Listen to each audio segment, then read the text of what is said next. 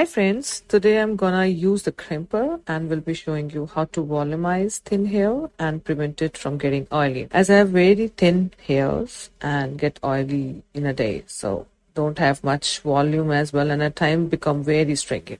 So let's see how to volumize. I just washed my hairs and using airbrush to completely dry off my hairs.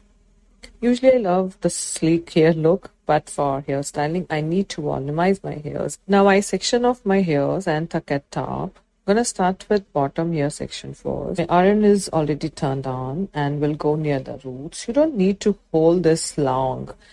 Just lightly press the crimper and then go on and on and on and on. Here the magic happens of fluffiness. With the help of this teasing brush, I'm going to brush the roots. This will give us the nice fluffiness and bounce to my hair. It's like prepping your hairs before styling as you do for makeup. Now you can go ahead even with braid or curls or high bun, any style, whatever you decide to wear.